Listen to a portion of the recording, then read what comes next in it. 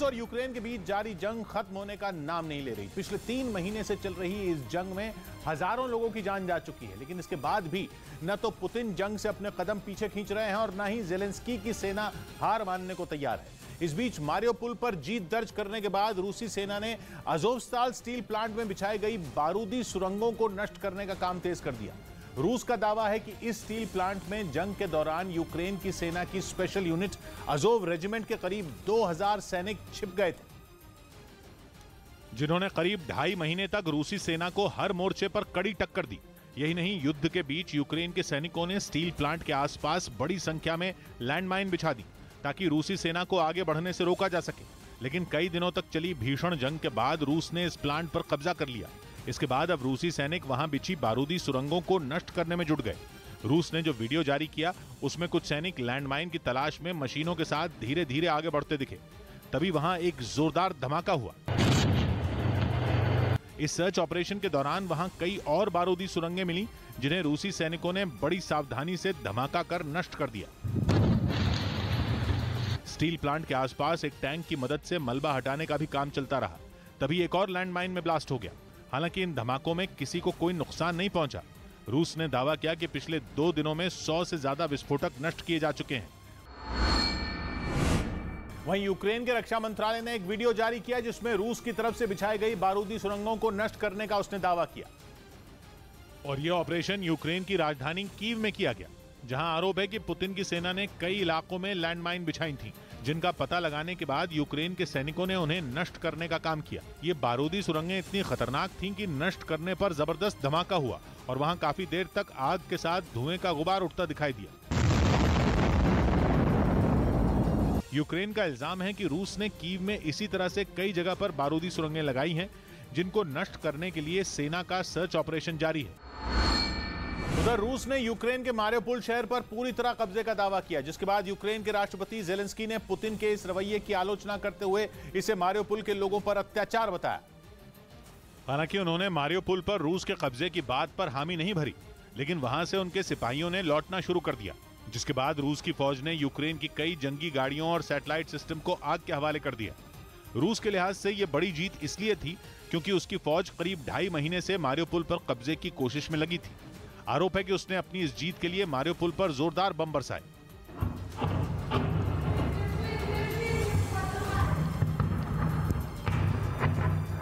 जिसकी गवाही दी वहां की इमारतों ने।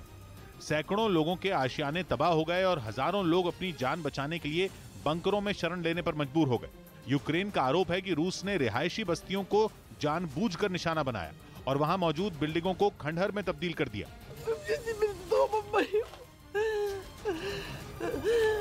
यूक्रेन ने दावा किया कि इस दौरान कई लोगों को अपनी जान गंवानी पड़ी, जिनमें बच्चे भी शामिल थे। तो वहीं ऐसे लोगों की तो गिनती तक कर पाना मुश्किल है जो जंग की वजह से अस्पतालों में भर्ती हैं। इस बीच यूक्रेन की सेना ने एक वीडियो जारी किया जिसमें उसके सैनिक रूस के कई टैंकों को तबाह करते नजर आए। हालांकि ये वीडियो यूक्रेन के किस इलाके का ये नहीं बताया गया, लेकिन जो वीडियो सामने आया उसमें जेलेंस्की के जवान पुतिन के कई टैंकों को बर्बाद करते दिखे। इस वीडियो में रूस का एक टैंक सड़क पर धुएं के साथ बम बरसाता नजर आया। उसी वक्त यूक्रेन के सैनिकों ने रूस के टैंक पर हमला बोल दिया और हवाई हमले से उसे तबाह कर दिया। हमला इतना जबरदस्त था कि वहां काफी देर तक आग के साथ धुएं का गुबार भी उठता दिखाई दिया। इस दौरान रूस के कुछ सैनिक अपनी जान बचाने के लिए भागते नजर आए। बताया गया कि ये वो जवान थे जो आग लगने के बाद टैंक से कूदकर जंगल की तरफ निकल भागे। हालांकि यूक्रेन की फौज भी उन पर नजर बनाए रही और मौका मिलते ही गोलाबारी कर दी। यही नहीं, जंगल में बने रूस के दूसरे ठिकानों पर भारी बमबारी से उसके कुछ और टैंक राख में तब्दील हो गए। वहीं रूस से जारी जंग के बीच यूक्रेन की मदद के लिए बेलारूस के लड़ाकों ने पुतिन की सेना के खिलाफ मोर्चा खोल दिया। माना जा रहा है कि वो यूक्रेन का समर्थन करके सिर्फ जेलेंस्की के साथ नहीं खड़े हैं, बल्कि वो इसमें अपना फायदा भी देख रहे हैं, क्योंकि 1994 से राष्ट्रपति पद की कुर्सी पर तैनात अलेक्जेंडर लुकाशेंको से वो तंग आ चुके हैं। ऐसे में कहा जा रहा है कि बेलारूस के लड़ाकों ने जेलेंस्की की एक आवाज पर यूक्रेन की मदद के लिए आगे आने का फैसला लिया और वो भी रूस के खिलाफ जंग में कूद पड़े। असल में बेलारूस के राष्ट्रपति पुतिन को अपने बड़े भाई की तरह देखते हैं, क्योंकि व्लादिमीर पुतिन ने उनकी कई मौकों पर मदद की। कभी मोटा कर्ज दिया तो कभी उनकी हथियारों से मदद की। ऐसे में बेलारूस के जो लोग वहां के राष्ट्रपति के खिलाफ हैं, उनके लिए पुतिन किसी दुश्मन से कम नहीं।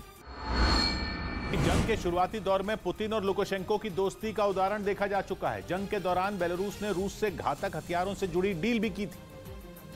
और तो और युद्ध के लिए रूसी सैनिकों को बेलारूस की सीमा पार कर यूक्रेन में घुसने का रास्ता भी दिया था। बेलारूस के लोगों ने अलेक्जेंडर लुकाशेंको के खिलाफ 2020 में भी भारी विरोध प्रदर्शन किए थे। उस वक्त भी उन्होंने लुकाशेंको पर धोखाधड़ी से चुनाव जीतने का आरोप लगाया था और उनके खिलाफ सड़कों पर उतर आए थे। आरोप है कि लुकाशेंको ने तब उन लोगों को खदेड़ने के लिए जो कार्रवाई की थी उस पर भी कई सवाल उठे थे। अब जब यूक्रेन युद्ध शुरू हुआ तो बेलारूस के लड़ाके यूक्रेन के खेमे में पहुंच गए, लेकिन अलेक्जेंडर लुकाशेंको की रूस से दोस्ती बरकरार रही,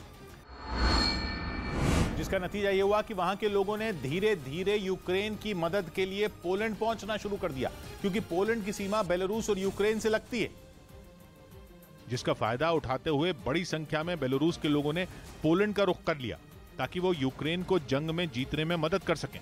उनका मानना है कि अगर इस युद्ध में यूक्रेन जीत जाता है तो इससे बेलारूस के नागरिकों को हिम्मत मिलेगी कि वो भी अपनी सरकार के विरोध में सिर उठा सकें। इसके लिए बेलारूस के उन लड़ाकों ने पोलैंड में हथियार चलाने की ट्रेनिंग लेनी शुरू कर दी। We understand there is a long journey to free Belarus.